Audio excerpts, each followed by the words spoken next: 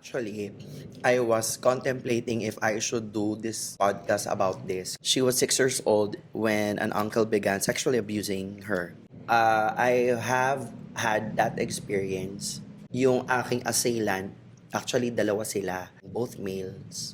He asked me to go in the room. I felt that my body froze. I wasn't aware na I'm being abused. Nung lumalaki lang ako, doon ko na-realize na, uy, I was an abused kid din pala.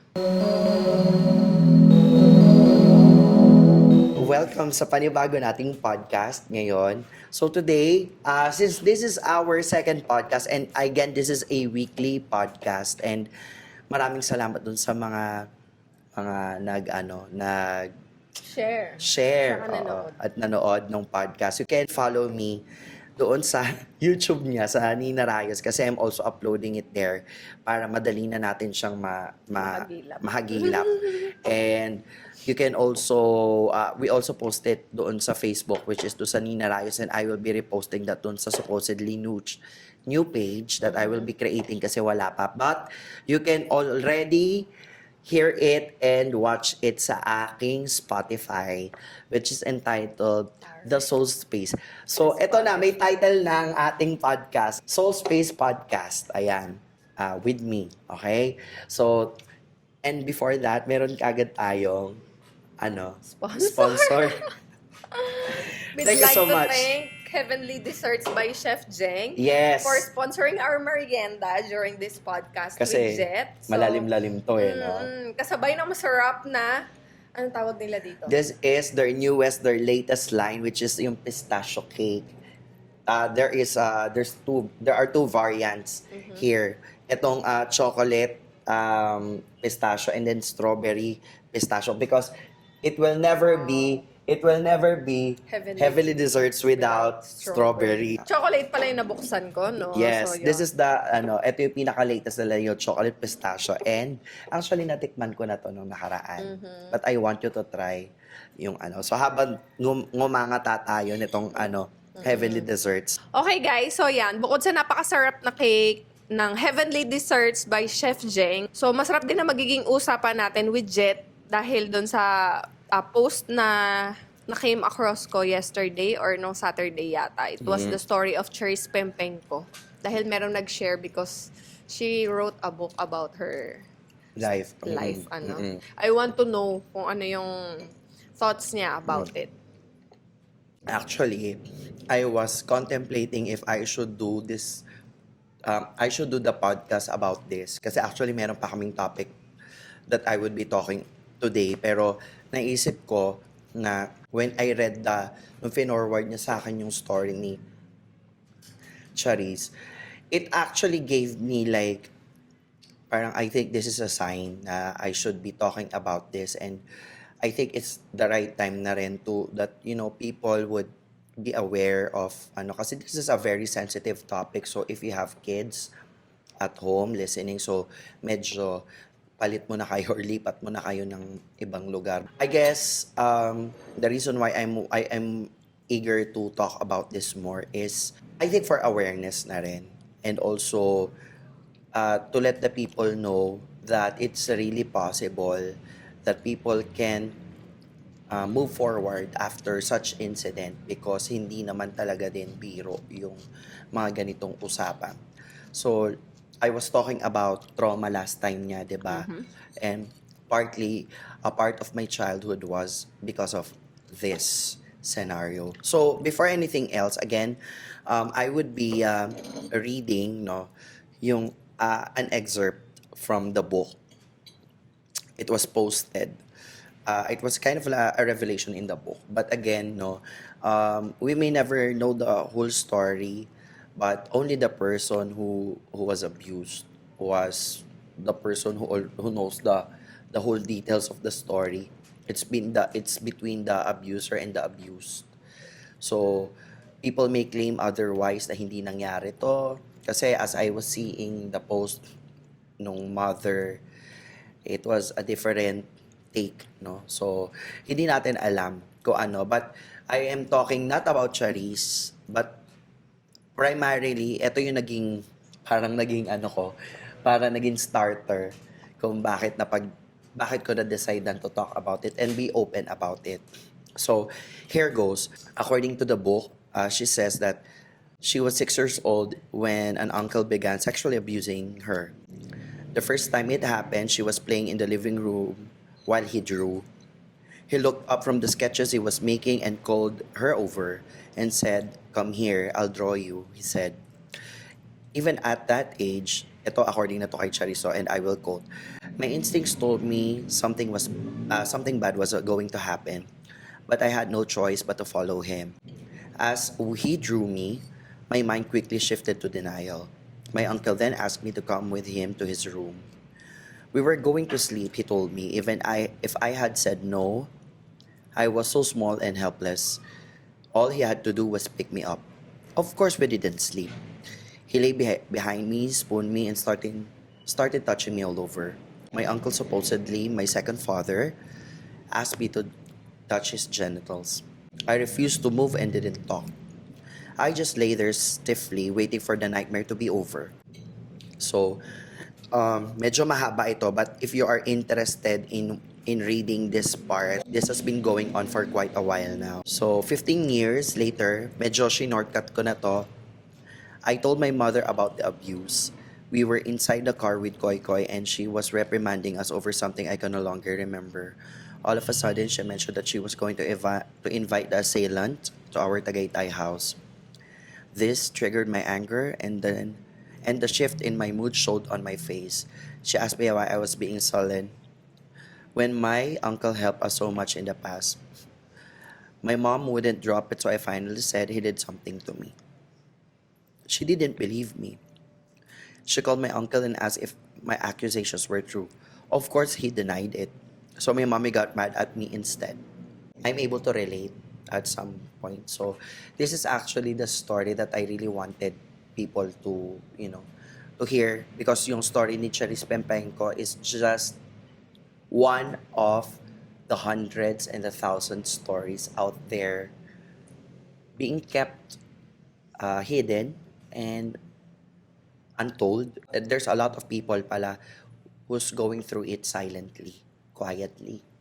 And this is actually very I'm really sensitive about this topic, and somehow it really resonated with me deeply. The abuse happened for a year or so. Mm-mm. Bakit tumagal ng ganun katagal? Mm. He mentioned that he was around 6 or 7 years old back then. Hindi ko masasagot yung tanong na yan because it's part of Charis, no? Or Jake Cyrus. So, he can only attest to that, or he can only answer that, but I could speak to from my experience, no? I have had that experience, the same age, just like Jake Cyrus, around 6 or 7 years old. It was a difficult phase of my life because at that age, gaya nga nung sabi ko dun sa last na podcast, my mom is a single mom and she has to work. And my sister got married early and she has a life of her own na that time. So technically kami lang dalawa ng mom ko ang magkasama. And she would leave the house, no? And that time, yung aking assailant, actually dalawa sila. My assailant was, yung isa ay border namin and yung isa ay family friend, both males. So, my mom would leave me at home kasi she has to work. I mean, she has to feed us kasi wala naman, she doesn't have any choice that time, no? The only person that she could entrust me was her kumare that time, who lived in our house kasi nag-board, kumbaga parang yung isang room kasi ng house namin, ginawa ng parang boarding house. Parang parang bed space, o nag-bed space. So they were living in the room, so they were paying kumbaga tumutulong sila doon sa bayad sa bahay kasi mom could not afford the payment doon sa bahay, no? So, in-interest ako doon sa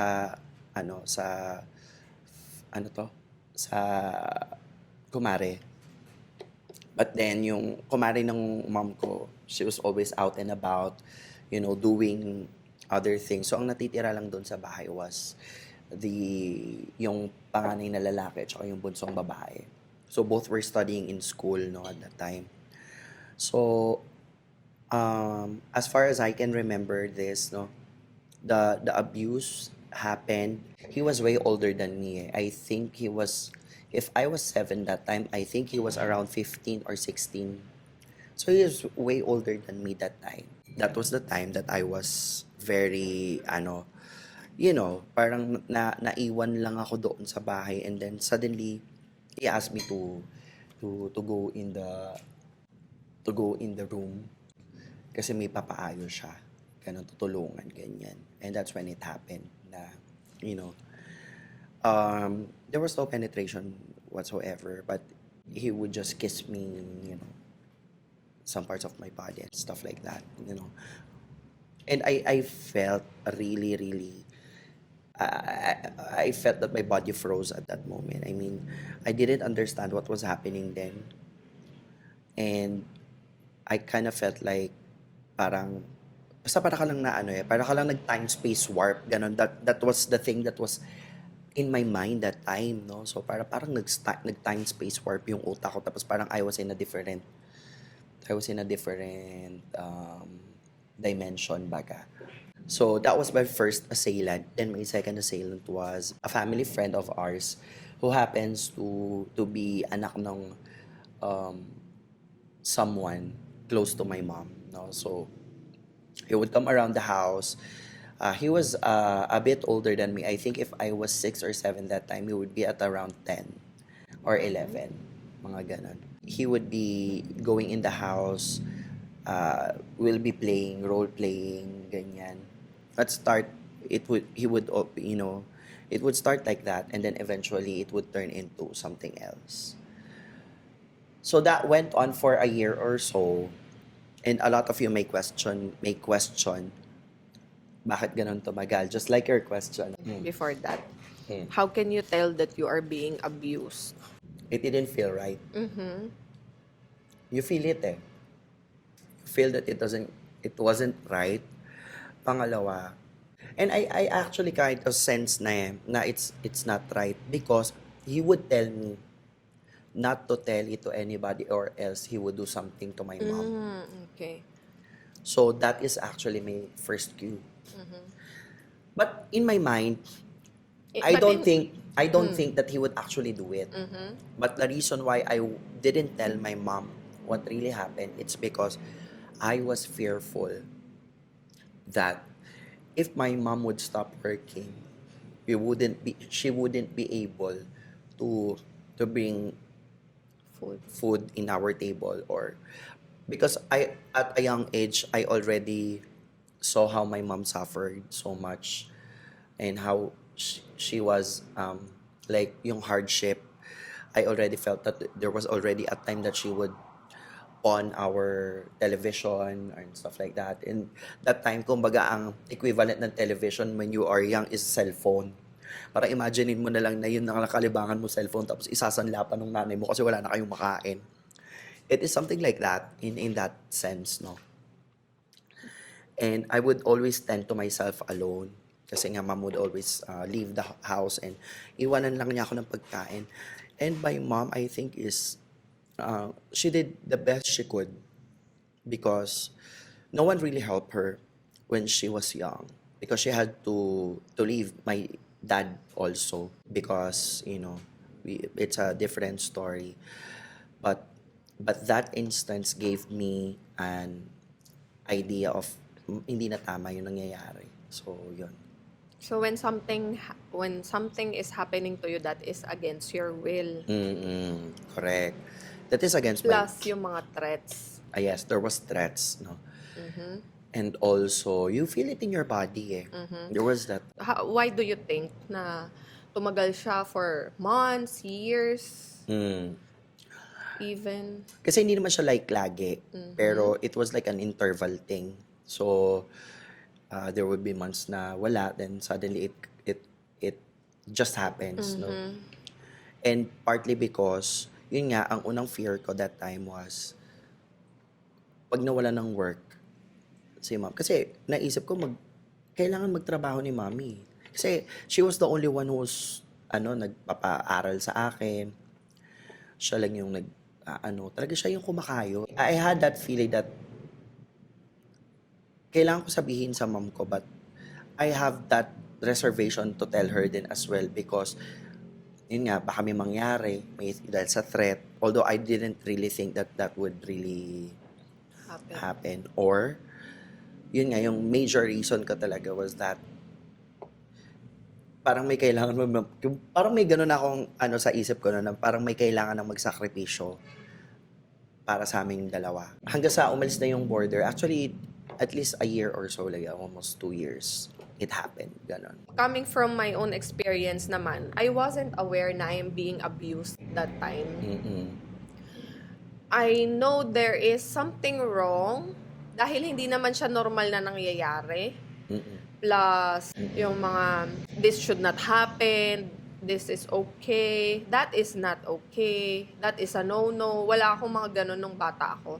So, nung lumalaki lang ako, doon ko na-realize na, I was an abused kid din pala during my time nung bata pa ako. That was around 8 or 9 years old maybe. So, anyway, tinatanong ko si Jet, bakit tumagal siya ng ganun katagal? It's because, nung mga bata pa tayo, we don't have that idea na we are being abused. I want to ask you, what happened? I don't know kung paano mo siya i-describe. What happened during that time? Anong iniisip ng abuser? Ano nangyayari doon? So that time, it was going back. Going back. Pero may time-space warp sa isip ko ngayon din. Parang going back. When it happens, my mind goes blank. The second is, some abuser, I don't know what's happening inside their head. They were trying to, first part, curiosity. Number 2 is, they're trying to make sense of something. Parang I think most of the abusers would have to parang resort to doing that. It's because they have to fill in something. Ayan. So, I think number 1 is curiosity and number 2 is because they have, I'm not sure about this. This is just my opinion. It's because that's how I see them. Kasi, wala naman ako nakikita like anger. It's mostly more of like, they wanted to feel something. It's sa akin yun yung the way I see it because the way they touched me and caressed me that time, it's as if they treat me as a girl or a woman or a girl that time. So they were trying to like make me feel something or trying to validate something from their end. I'm not really sure. But yun yung nakikita ko. But in my case, what I was feeling right time, I was so confused. Kaya nga siguro ako nagkaroon ng at a young age, nagkaroon ako ng identity crisis because they would make me feel like I'm a girl or like a woman. They would treat me as such. Ang nade-develop sa bata when that happens is number 1, confusion. Number 2 is shame. Because you feel that parang a part of you is gone. And you cannot tell people about it. It's because you're scared that baka mag-backfire. Then, doon din nagkaroon ng distance with male figures. Kaya ako nahihirapan magkaroon ng connection with the same sex kasi I would feel distant. I would feel that I do not belong. So, subconsciously, you are being alert. I would always be on alert. Yourself is trying to prevent that thing to happen again. So, subconsciously, your mind is protecting you na and yung instinct mo na I should be very wary by now. Kasi, di ba? Tapos I would then get bullied in school because I was always around with girls. Naging safe haven ko yung mga babae that time. They became my, parang my, sort of like my protection. Kasi I would feel comfortable around them. And maybe because I was always with my mom. So like my feminine energy would always be higher than the male energy. So Mm-mm. yon. Until now naman kasi parang mas prominent sa akin yung ganong energy because I am parang parang yung mas comfortable ako. Mhm. Yun, mas komportable ako. Kaya I could speak up much, say what I think. Different from other men. Tapos sa school, I would always get bullied. So, mas lalo ako naging distant. Kasi Mhm. nobody wants to make friends with me when I was a kid. So, it was hard for me because I didn't have also a father figure that time. So, alam niyo Yun yun, nga eh, yung walang proper guidance. walang proper guidance. Okay, so I wrote it just now na Mm-mm.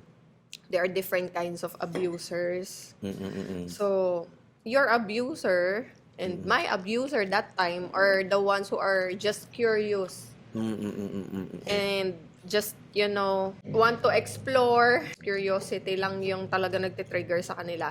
But yung kay Charisse, I think I perceive it as someone who is voluntarily want to do it. Mm-mm.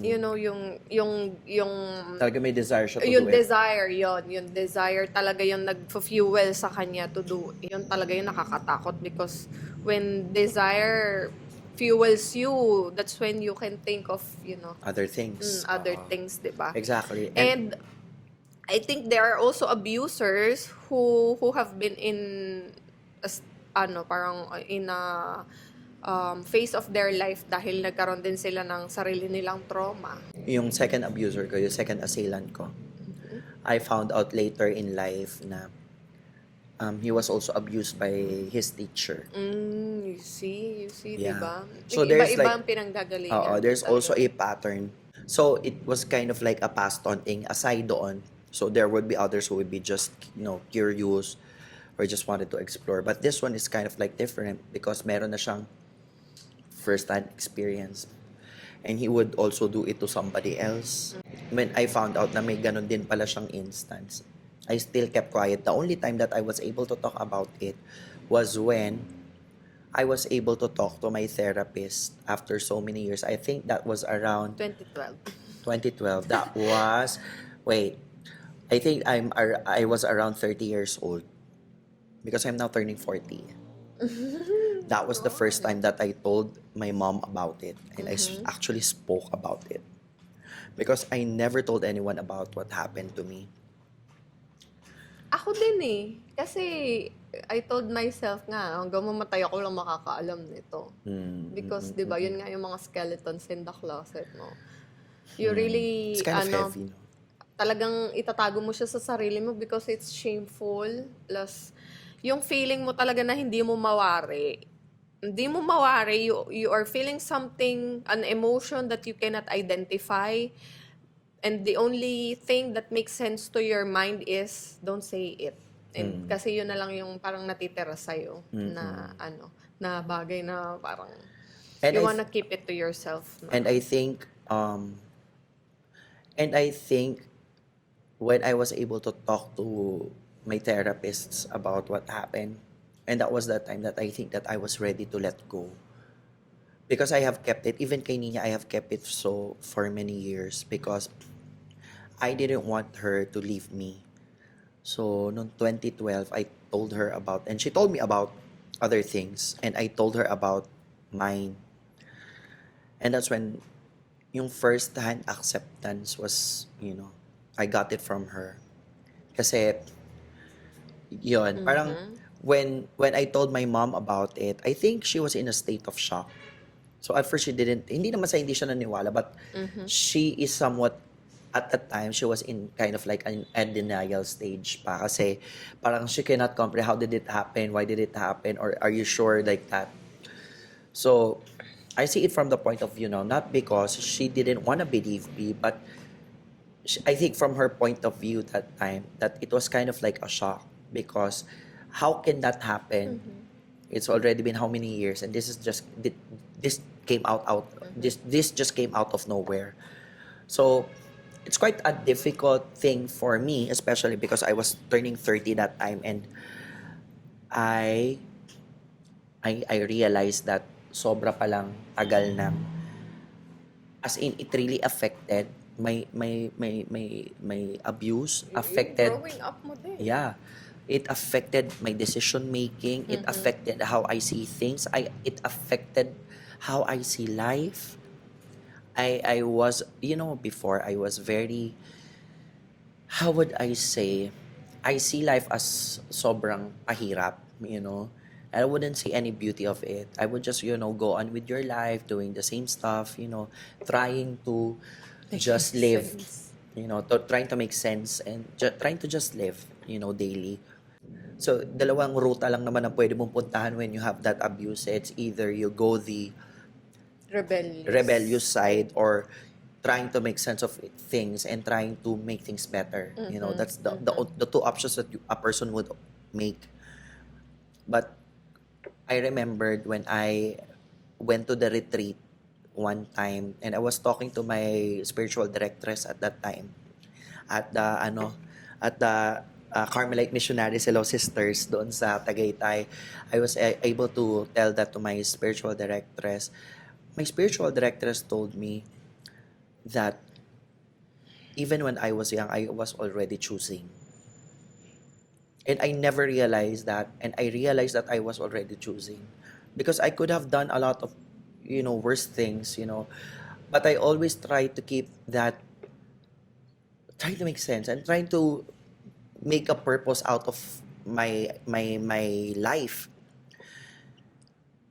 Kasi when that happened, I felt like, tapos may feeling ka pa na parang you are parang unwanted, defective, you felt like parang because of, how things are when you are young, no.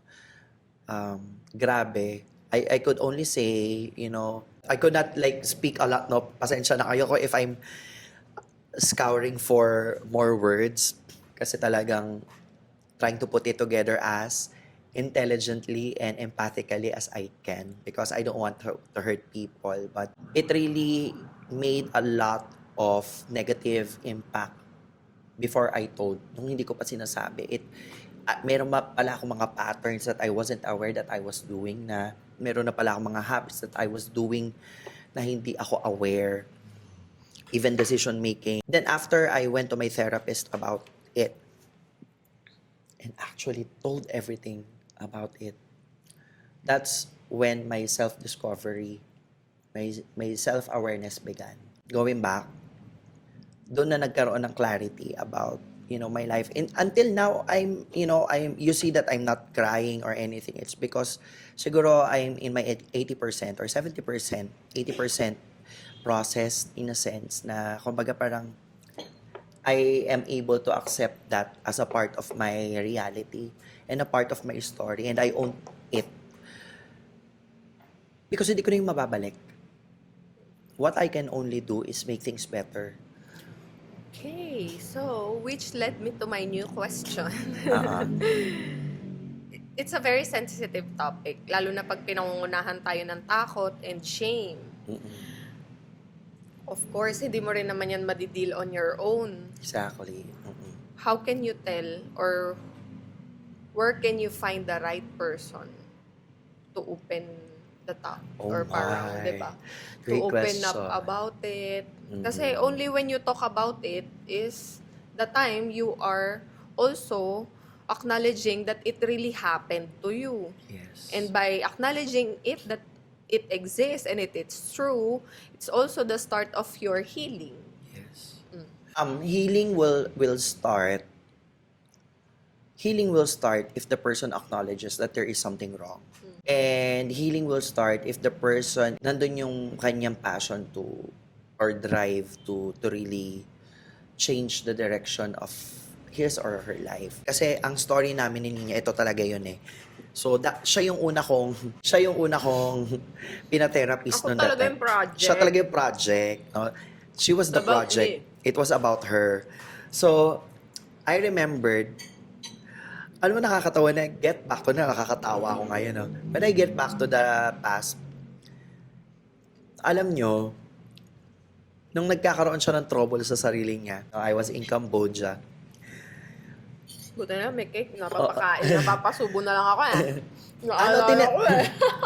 Natatawa lang ako kasi yung passion ko, maisingit ko lang yung passion ko sa psychology and counseling and therapy and all this stuff. Meron na pala akong inclination towards ganong mga bagay kasi that time I was the one trying to help her. So I was like doing my research. Actually, therapy ko sa that time. Kahit wala naman akong lisensya noon that time. And I didn't know that I was trying to do therapy. I didn't even know what therapy was. I was just trying to help her sort what's wrong. Counseling niya. Oo. So I even asked her, oy sige, ganito. Para malaman mo yung problema mo, pinapunta ko pa siya ng Zambales para Bungee jump. mag-bungee jump just for her to realize what trust is and all those sorts of, I did all those things sa kanya. So, there was a time that I said, I can really do as much because I didn't really know what I was doing then. I was just trying to help. Pero may Pero feeling somehow, mo eh. Nafe-feel mo kasi. oo, nafe-feel ko Alam mo kasi. yun. And then siya na rin nagsabi that there is something wrong. So, in a sense, she acknowledged that she needed help. Oo, I addressed. Kasi, kumbaga hindi ko na siya sinet aside na there is a call for help. Oo. So, innate In my na siya. inside. Oo. So, yun. So, inamin. So, sabi ko, oh, sige, we'll look. So, may pinuntahan siyang isang therapist noon and I wouldn't name him. Okay? So, sikat siya. Anyway, pumunta siya doon. Then, I told her to go there. Ang mahal pa ng bayad noon that time, no? That was... Mahal naman talaga. Kasi Oo, pero mga mas mahal na ganyan. ngayon. Pero that time, medyo mahal na sa atin yun that time, no? So, pumunta siya noon. Tapos, ang sinabi lang sa kanya, guys, alam nyo, sumakit talaga yung ulo namin. Sinabi ko kasi, inopen up ko, nagkwento ako. I really voice out kung ano yung nasa isip ko at nararamdaman ko at that very moment because I was so tired of what is happening to me and I need help and I want to make a different choices or parang different scenarios na mga mangyayari in the future. That's why I am being very open. Mm-mm. 'Di ba? Tapos sa dami namang sinabi ko ganyan, alam mo yung intense na yung nararamdaman mo, nag-open up ka na. Ang sinagot ba naman sa akin, baka ganyan ka talaga. Baka ganyan ka na talaga. And nung narinig ko yun, parang, alam mo yun, high ka pa eh. Kasi parang, That's the first time, no? yes, That was the first my time. first time. To open up to someone. Mm-mm. Especially You are lost. professional pa to, Yes. ha? Knowing na sikat pa siya. Oo, noong time na yon, I am lost. Parang feeling ko ako na yung pinaka-stupid na tao sa buong mundo, pinaka-bobong tao sa buong mundo. Tapos ganun yung sasabihin sa'yo na kahit papaano pumupunta ka sa isang tao to ask for help, para may makuha kang sagot, mapanghawakan kahit konti. Tapos ganun yung sasabihin sa'yo, parang binitawan ka din. Na, yun, suddenly I feel, talaga, ganun. And instead of me being more depressed, mas lalo akong na engganyo sa sarili ko to be better, to rescue myself. That's where I told him what happened and I asked him to find another one because ayoko nun, hindi ako naniniwala sa kanya. I told him to find another one. Sabi ko sa kanya. So, that's when I look for another therapist and heaven sent, no? Dumating si Miss Tony D. And I messaged her. Actually, sinearch ko siya sa Google that time. Kung message ko, I was trying to email her, ganito, ganyan. Then, sabi niya, meet daw si Nina, ganito, ganyan. So, Punta ako agad-agad. punta siya. And then, the first 2 sessions, talagang sobrang wala akong masabi. Kasi talagang, kwento sa akin, Nina, what happened? I was so anxious. Tapos, doon ko naramdaman na, shucks, parang kailangan ko na rin to, ha? Kasi, somehow, alam ko, there is already something also in me that I have to address. So, pumunta ako doon. Pagbalik ko galing Cambodia, sinamahan ko siya. Tapos sinabi ko, ako rin magpapa-therapy. Individual therapy kami, hindi kami couple kasi di pa naman kami mag-asawa that time. No? Mag-jowa pa lang kami. And that was the time that, I opened up to someone, like I bear it all. And I never really cried. I never cried that way. Like, sobrang lala. Because, parang feeling ko lumabas lahat. Alam mo yun, pinaka, ano, cause like, I felt that that was the moment that I was waiting for. And I told her the story and I told her ganyan. And it was not an easy feat because it went on for 6 months, yung therapy namin pareho. So, on off. Once at twice a month kami nagte-therapy noon. Sabay ko pupunta, so uwi kami parang nakalutang. Iyakan. Iyakan kami, ganyan. Tapos parang, it was Salisay a, kami. oo, parang it was a journey, no? It was both a journey. And I realized na grabe pala yung mga nakatagong, kumbaga sa, Oo, very deep. oo, para Talaga. talagang grabe talaga na sa pinakailalim. Tapos yung mga issues that I never thought it is an issue, it was really an issue pala all along. I had an issue with my dad, may ganyan. So I never realized that ganun pala kalalim yung galit ko sa dad ko that time.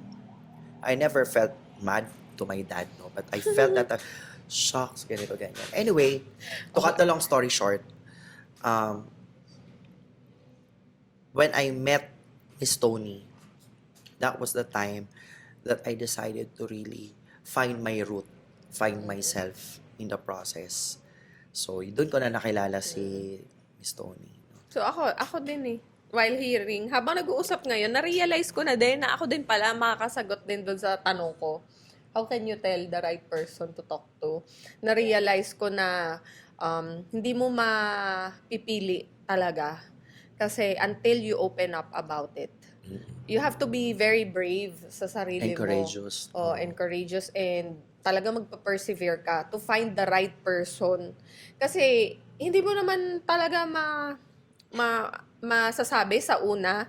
So, wala sa atin eh. Actually, wala sa atin yung pagpili ng tamang tao na pagsasabihan natin. Nasa tamang tao yan kung kailan siya ipapadala sa atin. Sabi nga eh, I remember a friend told me, pag mabuti kang tao, wag kang matakot at kabahan kasi good people will find you. And good people will come to you. Oo, di ba? Oo. They are the one who will look for you. So, ayun guys, na-realize ko lang din na don't be afraid to always reach out.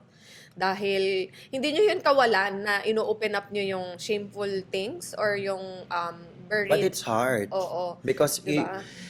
this is something that's, in our society, there's really like, even yung victim nga eh, sila pa yung pinapahiya. Kasi ang ano pa eh, sineselebrate pa yung abuser. Oo. Diba? In our society, baliktad ang mundo ngayon. Kaya you can never expect people to speak up easily. It's easier said than done. It's just that people doesn't have the same courage as everybody else. But you will, actually, I would say, no, you will find a right person if you pray for it, number one. Number two, mararamdaman mo yon. Mararamdaman mo siya.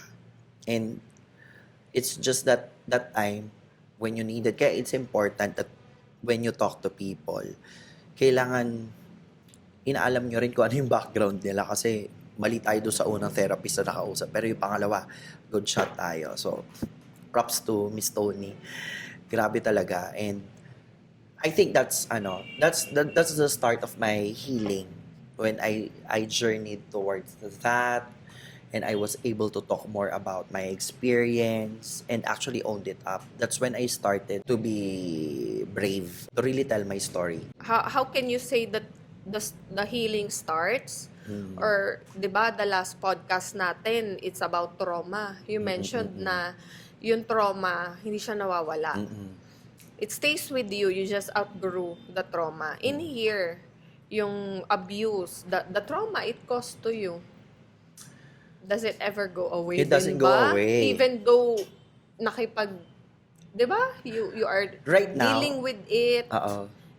You're seem to be okay. Yeah. Ngayon. Yeah, actually, when I think of, when you look at me right now, it's as if that I was just telling a story. I already outgrew this story. Kumbaga parang I remember it, but I don't have the feelings attached to it anymore. Yun. Because usually naman, a traumatic experience, usually it has an emotional attachment. May naka-attach doon na emotion sa isang experience. And the only way for you to really, not really heal 100%, no, but, you were able to manage it. Ako kasi, there were still instances, until now, I'm still processing. There's a lot of things within me that I still have to process. But emotionally, when I go back to that memory of abuse, wala na naka-attach doon na feeling. Because I have, Nasaan napupunta? when, Ganyan din ako eh. Oo. Suddenly, I just realized na pag nagkukwento ako about my story, wala na din ako naiiyak, wala nang kurot, wala nang takot, wala nang hiya, and I am wondering, saan na sila napunta? it is the beauty of sharing the story. It's like how I see it. For you to really outgrow your trauma, the way to really outgrow your trauma is, it's like every time you share it, you will outgrow your trauma or your abuse. Kasi parang, ano siya eh, hinihimay mo siya eh. Iniisa-isa mo yung paghimay So, sa kanya. is it like letting go of the emotions as well? Yes, I think so. Parang every time you relieve it, the more that you tell about it, the more that you talk more about it, it's like you're shedding the emotions that's attached to the abuse, To the trauma. to the trauma. I feel sad, no, that it happened. But Oh, kasi it fact doesn't, yun eh, di ba? because it's a fact, but it doesn't really upset me anymore, just like I used to. And before, I feel ashamed talking about it. But now, hindi ako ashamed. Of course, I would still have like, I don't really share. Parang, Hindi naman bigla-bigla. oo, na parang sasabihin. kahit sino na lang pagkwentuhan ko. Of course, but I choose who I speak about it, no? Siyempre, di ba? Pero, right now, I'm talking to a lot of people more, no? So, I'm using the platform na to give awareness na, if you're also in the stage of, if you have been a victim of sexual abuse, there will be a time that talagang malilet go mo rin siya. Hindi siya instant. It's a process. It's a long journey. You really have to get back to the story and forgive yourself. Yon, sa mga naging victim din ng sexual abuse. I know it's not easy. And maybe a lot of you didn't have the chance to talk to someone who really understands you and who really believes in you and would be there for you as a listening ear. Yun na yun. Parang that's the start of healing, and that's where you believe that you can get back that lost sense of self, and slowly believing that instance will only make you be better. Kasi ako, I believe in my opinion because of those things that happen, I'm able to help other people with my experiences then. Just like us, meron diyang mga therapists, there are counselors, there are ano ang tawag doon? Meron tayong pastoral counseling, Yun, yung kunyari, di ba? spiritual companioning, yan. Sa mga, saan ba nila matatagpuan yung mga yan? Yan, okay. Merong kayang magbayad, di ba? As you've mentioned, this kind of skill is talagang, hindi siya basta-basta. Actually, dalawa kasing klase yan, no? There is what we call psychotherapy. Psychotherapist and psychologist. Sila yung mga nagdi-deal sa mga ganitong issues. And there are people, kaya para just to give you an idea, yung mga psychotherapists and psychologists, these are the people that you go to. Pag dumating kayo sa point na that experience will lead you to becoming not functioning. Pag hindi ka na nagfa-function sa normal daily life mo, and it hinders you to live your daily life, yon, Pag-depress ka na. na yan yung mga go-to. And there are what we call the spiritual counselors or spiritual companions that they are people that wala sila, hindi sila magbibigay ng advice sa'yo, but they are willing to lend an ear to just be a witness to your pain. Magkaiba yon. So, eto naman, sila naman yun, dito naman pumupunta yung mga tao na well, quite functioning, pero they know to themselves that they needed to have a little bit of direction as to where they're going. And somehow they kind of figure out things and they just needed a little bit of clarity.